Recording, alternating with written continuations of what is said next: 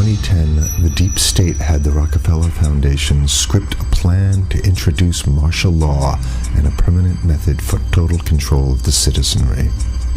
In this plan that they disguised as an academic scenario, as they called it, the method they would use to gain complete prison-like control of the entire population was to infect them with a devastating biological pandemic, and then, under the guise of protecting us from this threat, they would be free to implement their final solution, a prison state.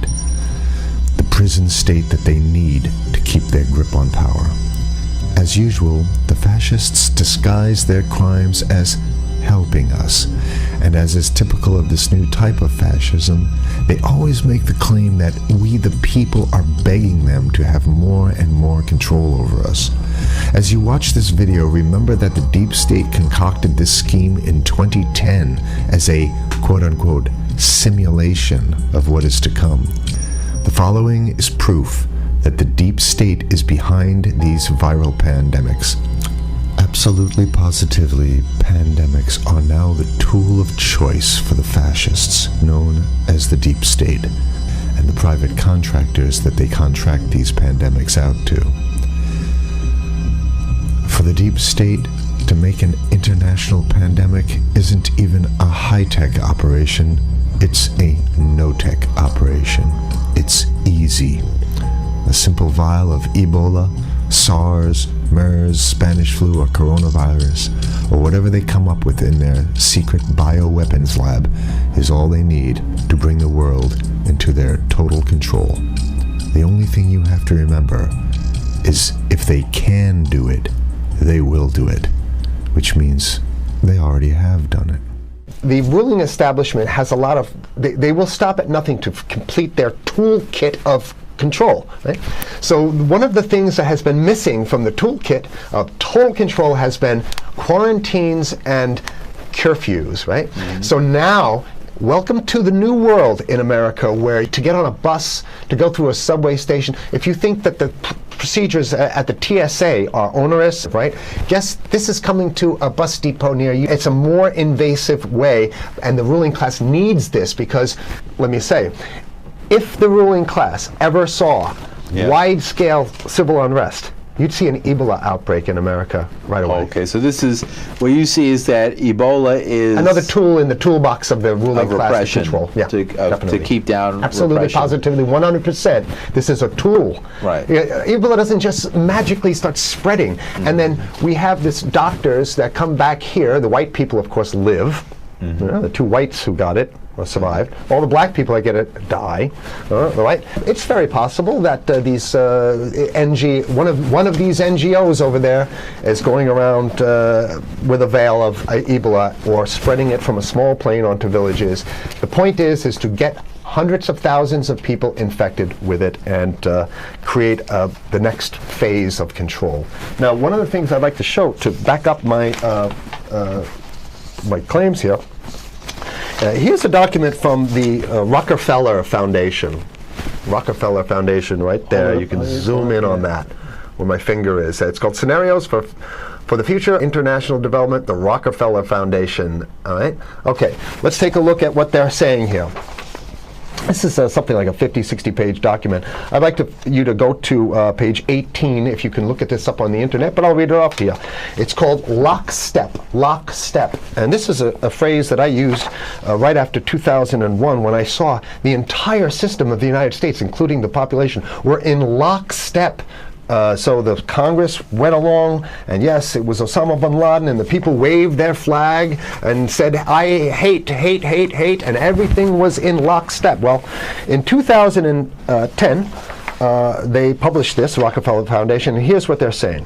They're saying that they call it a scenario. These are scenario narratives, and they speak about it in the past tense. So they put out this scenario, lockstep. A world of tighter, top-down government control and more authoritarian leadership with limited innovation and growing citizen pushback. Okay, I'll read a little bit of it. In 2012, the pandemic that the world had been anticipating for years, nobody was anticipating a pandemic, finally hit. Unlike 2009's H1N1. This new influenza strain originating from wild geese. They use some scenario, but this is Ebola they're talking go about. ahead. Even the most pandemic-prepared nations were quickly overwhelmed when the virus streaked around the world, infecting nearly 20% of the global population and killing 8 million in just 7 months, the majority of them healthy young adults. The pandemic also had a deadly effect on economies. You can see the agenda. Just naked, raw, naked control agenda written down, and it's anybody's guess how this becomes effectuated in real life. So whether this is written specifically as marching orders or whether people take it upon themselves in the intelligence networks to say, okay, well, this has been produced, so this is the plan here. But these narratives have to be written in advance because the intelligence agencies don't know how to do these narratives. They need help. So these think tanks, they come up with these like Rand Corporation, Rockefeller Foundation. These are think tanks of death. They're not the think tanks, they're not there to find great ways to help people. Right? Okay, the pandemic also had a deadly effect on economics. International mobility of both people and goods screeched to a halt. Which is what they want. They want a completely isolated world, right? Debilitating industries like tourism and breaking global supply chains. Well, of course they want tourism stopped because they're not in the tourism business, and they want you at home in your house in front of the TV. Then they got you because once you watch the TV, they own your soul. Even locally. Wait a second, we're on television. I mean commercial television, let's say. National. Even locally, normally bustling shops and offices sat empty for months. Okay, so I love how they talk about it in the past tense in 2010. Right? The pandemic blanketed the planet, though disproportionate numbers in Africa died. Southeast Asia and Central America, where the virus spread like wildfire. It sounds like the opening monologue of a disaster movie, right? Exactly. Now listen here's the good stuff now. But even in developed countries, containment was a challenge. Now here's this one. I love this one. The United States' initial policy of strongly discouraging, in quotation marks, strongly discouraging citizens from flying proved deadly in its leniency. So they're saying, that... No, keep going. Okay, read it. Just proved deadly in its leniency. So they should have been tougher, right? Accelerating the spread of the virus, not just within the United States, but across borders. However, a few countries did fare better. China in particular. The Chinese government's quick imposition and enforcement of mandatory quarantine for all citizens, as well as its instant and near hermetic sealing off of all borders, saved millions of lives, stopping the spread of virus far earlier than in other countries. So the message here is we have to look towards the Chinese, the oppressive totalitarian Chinese regime as an example of what we need to be doing here. And of course, the ruling class here loves the Chinese regime because they have demonstrated to the ruling class the most efficient form of capitalism, which is authoritarian capitalism. So we have capitalism, but unfortunately we have this veil. I get it. We have this veil of democracy. This is very interesting. This is continue on. Okay. Okay. China's government was not the only one that took extreme measures to protect its citizens from risk and exposure. During the pandemic, national leaders around the world flexed their muscles, flexed their authority, and imposed airtight rules and restrictions. You can see the agenda. Okay, go. Okay. From the mandatory wearing of face masks to body temperature checks at the entries to communal spaces like that's what's happening right now. Yeah, but soon it's going to be like body. It'll be at the subway. Yeah, well, is that what you're saying? We'll be going through this in the to get on the buses and the subway, absolutely, things positively. like that. And what this means though is don't think about having a cigarette, a joint on you, or I mean, basically you can't. This is a dragnet for everything. So if in order for you in other words, just like with stop and frisk, this is ultimate stop and frisk. This is the ultimate cavity stop and frisk, cavity search kind of thing. All right, so during the pandemic, national leaders around the world flexed their authority. Now there's some good stuff. Listen to this. and even supermarkets. They want body checks at supermarkets. Okay, so basically what they're saying is they're building a system where every move you make, you can't get got to food. go through them. You can't get food. Can't Well, how get about if you food. go to the farmer's market?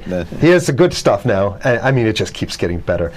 Even after the pandemic faded, this more authoritarian control and oversight of citizens and their activities stuck and even intensified. That's the whole point. So they're going to get rid of... Didn't that happen already with 9/11? Of course. 9/11 was how many, 14 years Sure, ago, and sure. we still have all these draconian So rules. they're going to put the body cavity USA searches Patriot in. and all That's that right. stuff. So in order to get to a supermarket, you got to have a body cavity search. And then when there's no more Ebola, well, you know what? We kind of like this way because we have an complete infrastructure of a control grid. In order to protect themselves from the spread of increasingly global problems, from pandemics and national terrorism to environmental crisis and rising poverty, leaders around the world took a firmer grip on power. Well, what the hell would rising poverty have anything to do with imposing strict citizen controls with face masks? So they're very sloppy stuff here. At first, the notion of a more controlled world gained wide acceptance and approval. I'm sorry. Nobody likes this stuff. They're just Continue on. saying it. Continue on. No, I have to provide analysis. Only because we only have 5 minutes left, so that's Oh my why- God, okay. Citizens willingly gave up some of their sovereignty and their privacy to more paternalistic states in exchange for greater safety and stability. I mean, that's just a complete naked contradiction to the famous saying that if you think you're going to give up a little bit of security, I mean, if you're going to give up your freedom for security, you're going to get neither. That's the long-standing thing. And here what they're doing is they're not even ashamed or embarrassed to absolutely say the exact opposite. They're saying, yes, we all want to give up our privacy and sovereignty for more stability and security and stability. So you don't get that. When you give it up like that, you get the shaft. Can you show us the cover again of what you were just reading? one more time, and then I have two more documents. Right, Two this is more what we were documents. reading here, and just zoom in a little bit so folks can see it. He'll zoom in, don't worry, you can relax. All right. And scenarios for the future of technology and international development. Okay. Now I have two more documents. Keep it zoomed. We have the National Security Memorandum of December 10th, 1974. This is Henry Hold it down. Kissinger's brainchild. The National Security Memorandum number 200. You can look that up on your internet. I'll summarize it. He says that there's too many people. We got to get rid of the population. So to answer your question, From earlier. yeah, he says he used the word depopulation, which is different. Depopulation means killing people that already exist, and it's to get the minerals because we need the minerals. And here's another one. The CDC has a patent on Ebola. They patented it. Yeah? Right. So basically, if you want to get a cure for your Ebola, you Here it got to says go. it right up here, right? It says human Ebola virus species and compositions and methods thereof, and it's a patent. It's a patent. They patented the main strain plus something like 17 other strains of it. So they own it now, and I don't know how exactly you can own that, but apparently they've done the same thing. Yeah, I didn't think you could own a natural. Yeah, you can. They've, I guess the main thing to finish off this show is this: that they want to get more control, more and it's going to be curfews and quarantines. So what I'm saying is that unless the American people start to get some new way to revolt, a new way to organize, new way to protest, unless we can break through the apathy, because that's what we have here, then it's going to be a slave state here. The ruling class doesn't seem to have too much resistance. They're getting everything on their Christmas shopping list, and they've been wanting quarantines and curfews for a long time. Now they got it. And if you want to live in a world where you're tricked into all this stuff because it's for your safety, right? And if you want to have a probe and make sure you got to check your pockets, make sure you don't have anything incriminating on you before you go out, and when you step out of your house, you want some police there to monitor and see what you're doing. If that's the world you want to live in, be apathetic, don't do anything. You're going to get that world very soon. It's coming your way, definitely. Yeah. So what Same. should people do? What's the hope? You have 30 seconds. To wake up, learn about it, and go fight these bastards in Washington. They're easy to beat. If we can just organize, we can beat them. It's simple. They're weak, and there's so few of them.